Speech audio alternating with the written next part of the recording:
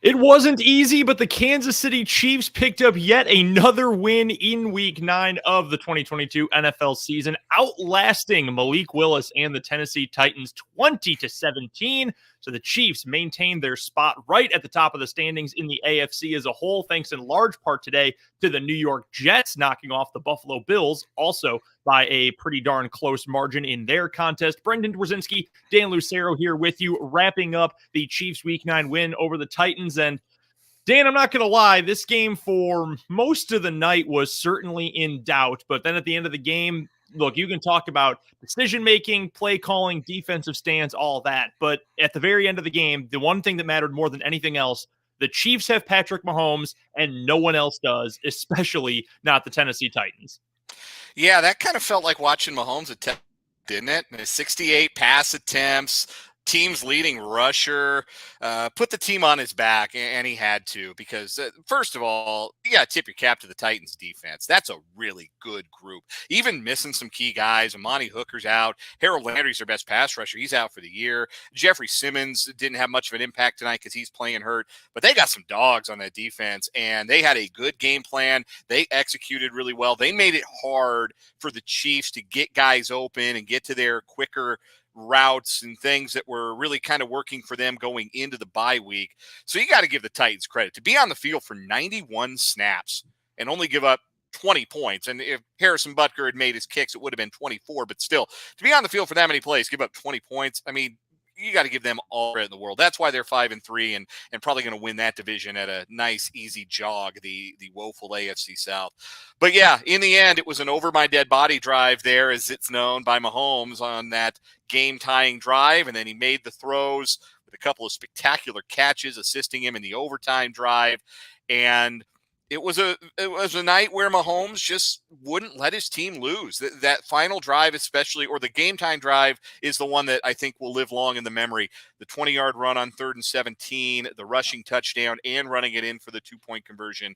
That was a pretty clear-cut sign that whatever happened tonight, if it was to be that the Chiefs were going to end up on the losing end, it wasn't going to be because of anything 15 did. He just grabbed them by the scruff of their neck when they needed to be grabbed by the scruff of the neck, and he took them home. No, he was just tremendous. And your final stat line, we've got it rolling along the bottom of the screen as well. 43 of 68, 446 yards to the air, 1 touchdown, 1 interception. He was sacked 4 times as well. Passer rating was right around 81. Here's what I'm going to tell you about passer rating. Shove it, okay? Does not matter. The best player in the entire world plays for the Kansas City Chiefs right now, and he made the most important plays when they mattered. The Kansas City Chiefs today had 14 rushing yards on 13 attempts when it was someone not Patrick Mahomes running the ball. He himself, 6 carries, 63 yards, had a rushing touchdown. You mentioned it, Dan, the 20-yard run on 3rd and long. He had the 2-point conversion as well. I mean, he did absolutely everything you could ask from him in this game. And when we find out on Monday morning the EPA numbers, completion percentage over expectation, all of that, the numbers are going to look gaudy for Patrick Mahomes. By the way, one final note on him and just the tremendous performance. And this is a great example of why you don't need a ton of points to indicate an incredible quarterbacking performance. Do you know how many times at Texas Tech, the Texas Tech spread it out, throw the ball a billion times offense? Do you know how many times Patrick Mahomes had more than 68 attempts in his entire career at Texas Tech? Could have been more than once or twice. It was precisely 1 time, and it was the game that everybody remembers. Yeah, against Baker Mayfield. Yeah, against Oklahoma, yeah. Yep, October 22nd, 2016, 52 of 88 for 734 yards with another 85 on the ground as well. One of the greatest quarterback games on both ends in the history of college football. The only other time Patrick Mahomes has thrown the ball more times than he threw it tonight, which is absolutely, truly incredible. We do need to get to the Chiefs defense here because you hold an opponent to 17 points. I do not care who the quarterback is on the other side. You hold an opposing team in the NFL to 17 points, even in a year where scoring is down around the league. That is an excellent defensive performance. I thought the defensive line in this game was tremendous. Chris Jones stepped up multiple times, made huge plays. I thought Carlos Dunlap was getting in the backfield plenty. Chris Collinsworth shouted out Colin Saunders near the end of the broadcast as well. He was getting in the backfield. This is from Matt Verderam, our good friend from fansided.com, who we'll talk to on 580 Sports Talk coming up on Monday at 3:35, tweeted this out just after the game had ended. Through the second half and overtime, the Titans ran 27 plays for a net gain of 7 yards. That is all they did in the second half. And I know Malik Willis struggled. He is obviously a work in progress, but that Chiefs defense was getting after it throughout this entire second half, really the entire game. But that second half, they would not stop. They were absolutely relentless. Well, what happened on the first two drives that were scoring drives for the Titans? And even the first drive of the night, which didn't end in points because there was a big play there to keep them out of field goal range. They had a splash play. It was a screen pass, the very first play of the game was a splash play. And they had two big runs by Henry that led to those drives being finished off by Derrick Henry in the end zone that got him out to that 14-9 lead, which they took into the locker room. In the second half, that stopped. The Chiefs stopped letting Derrick Henry get loose on first down. And when the Titans got off schedule offensively, they didn't know what the hell to do, frankly. They didn't seem to have much of an idea what to do with Willis in the passing game, what was effective for him. Once the element of surprise with some of the bootleg stuff or the QB run stuff was out of the picture, the Chiefs started defending that much better. You could just see the Chiefs made a lot of adjustments on the fly that got the Titans out of the things that made them comfortable and got them those scoring drives, and they just didn't have an answer. And a lot of that is Willis, let's be honest. 5-16 for 80 yards. He didn't complete a pass to a wide receiver. He made one really good throw to Austin Hooper. He made one great throw that Chris Conley dropped down the sideline. Other than that, and it wasn't just Willis either. I got to give a shout. Looked like Trent McDuffie had clamps all night on his side of the field. Welcome back to him. I thought Jalen Watson and Josh Williams played well in their time as well. I mean, nobody's getting open.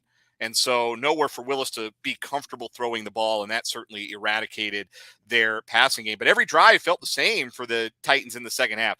It would be Derrick Henry on first down for, well, not 9 or 10 or 50 like it was in the first half. And when it was less than that, then second and third down were really problematic. And the Chiefs did a mumuch better job. They got punched in the mouth in the first half. They punched back in the second half and overtime. And that's what you want to see from that defense. Derrick Henry for the game ends up with 17 carries for 115 yards, which is a respectable number. And everybody always likes to play well, if you take away this one play, well, then it's all different. Well, you can't. That's football. The play happened. It existed. That contributed to what happened in the game.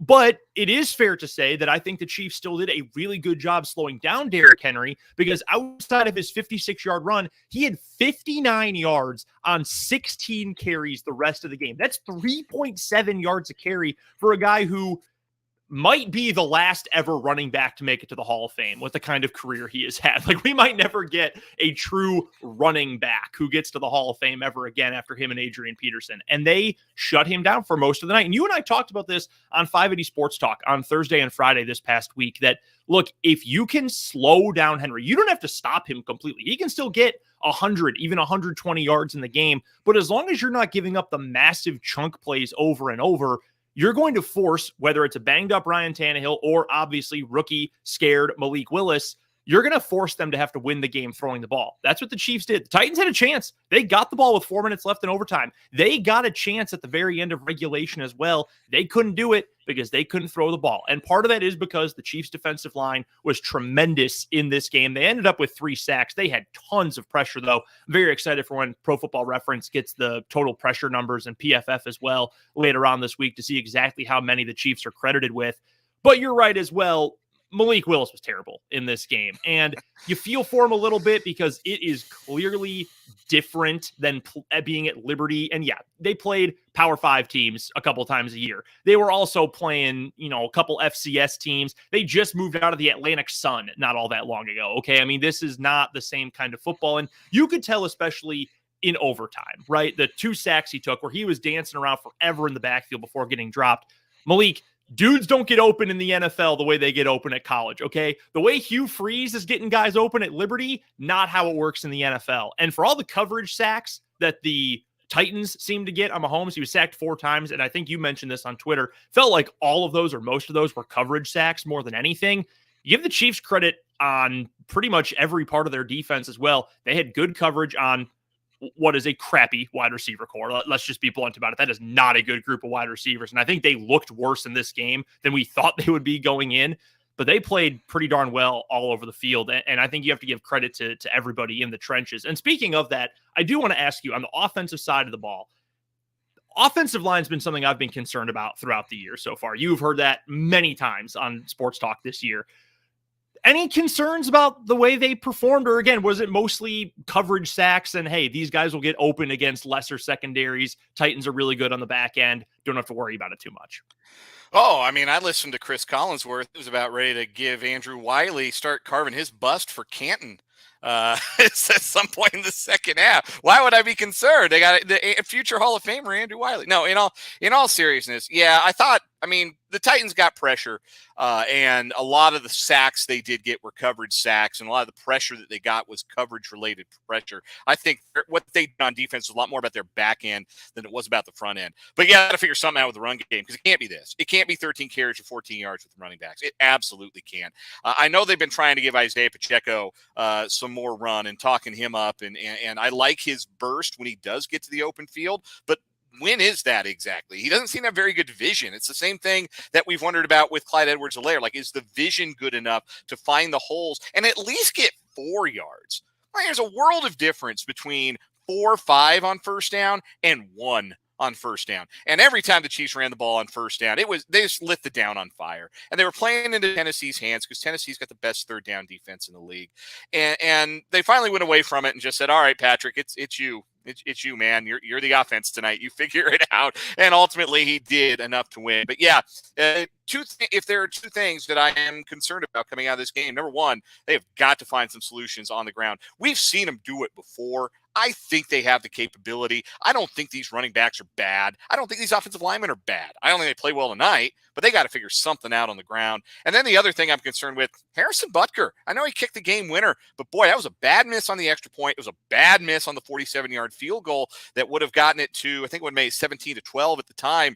And it changes the complexion of the game if the Chiefs have those 4 points. And I guess you can win it in regulation with that late drive by Mahomes. So I'm a little bit worried about Butker's consistency. He hasn't looked like the same guy so far this year, and hopefully he gets it together, because that was just another element of the game that felt like every Chiefs loss. It felt like it was about to be the same Chiefs loss that we saw against the Colts. Special teams calamity, bad turnover that leads to points, bunch of penalties, drop passes, just stupid mistakes that the Titans don't make. The Titans will let you beat yourself. And they were content to let the Chiefs beat themselves and just take that 8-point lead and just kind of sit on them like they're Iowa or Illinois for 60 minutes of football. Just try to sit on them. And Patrick Mahomes and company wriggled free and got the win. At the end of the day, you don't apologize for a win in the league.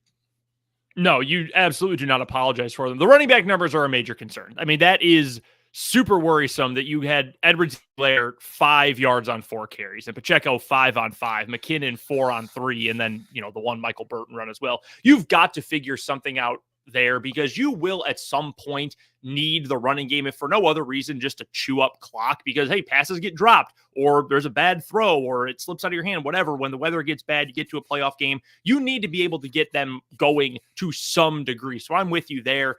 The vision for these running backs is a worry. That is a big concern. I will say special teams, stock up on special teams, kick and punt returning, because guess what we did not see any of today? Sky Moore returning any kicks. That is a plus. We had Justin Watson back there. McCole Hardman was back there. I don't think McCole Hardman had a great game returning punts, but hey, it's not Sky Moore fumbling it, so whatever. That just can't be chosen.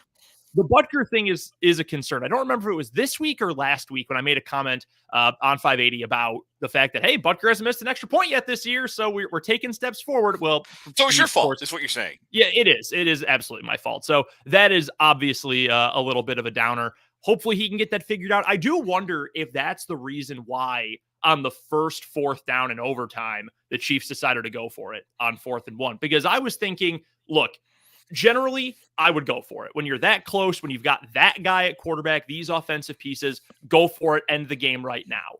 But you also have to consider the team you're playing has not moved the ball a lick the entire second half, really the whole game, save for 2 plays. Just kick the field goal. They're not going to score anyway. It's all over. I do wonder if Butker's struggles maybe played into going for it on that first 4th down. Obviously, you're not going to go for it on 4th and goal from the 9 or whatever it was. But I do wonder if that played in a role. Worry about building his confidence back up in practice or in a less stressful game.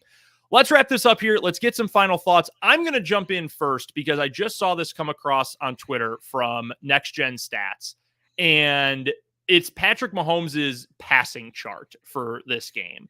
This is absolutely ridiculous. And I'll slide over here so you can get my face in here along with the chart. This is a preposterous chart of passes for Mahomes. And this is what Next Gen Stats throws in as well. Mahomes was pressured on a career high 18 dropbacks when facing 4 or fewer pass rushers in week 9. And despite the pressure, Mahomes gained a career high 403 yards passing on non-blitzes in this game. Dan, that is insane. Look at this. Look at all the places he spread this around to: deep, intermediate, numbers, inside the hashes. I mean, this is one of the most ridiculous NFL passing charts I have ever seen. He's something else, man. I mean, he sometimes defies description. And tonight was one of those nights. I know TD numbers aren't gaudy, the scoring numbers aren't gaudy at the end of the night, but you've got that guy in your team. You never feel like you're out of it. You know, it did not feel as that game wore on like the Chiefs were going to find that one drive, that one bit of inspiration, and Mahomes gave it to him by himself and led the tying drive, scored the tying 2-pointer, led the game-winning drive, and it's another memorable night in a career that is full of them and only getting fuller of them. The Kansas City Chiefs, they improve on the year to 6-2, 3-1 in games at Arrowhead Stadium. They've got the easier half of the schedule coming up, which is encouraging after a game like this. Maybe you want a game or two that's not quite as stressful. And guess what? Next week, they get the rare noon kickoff at home, and they get to take on the Jacksonville Jaguars, who did the Chiefs a solid on Sunday and knocked off the Raiders in truly hilarious fashion, in a way that only a Josh McDaniels Raiders coached team could possibly pull off. So the Jags do the Chiefs a solid, knock off a rival, and they get to play at Arrowhead against them coming up next week. We'll be recapping this game all throughout the day on 580 WIBW coming up on Monday. Jake and Fulton have you for Mic'd Up from noon to 3. Dan and I have a shortened edition of 580 Sports to talk to some K-State hoops, but we'll still be with you coming up from 3 until 5 on Monday, recapping all the goings-on from this game plus everything else from the football weekend. So until then, for Dan Lucero, I'm Brendan Dzwierzynski. The Kansas City Chiefs are 6-2. They defeat the Tennessee Titans 20-17 in overtime in Week 9 on Sunday Night Football. We will talk to you on Monday from the rest of the Sports on 580 team.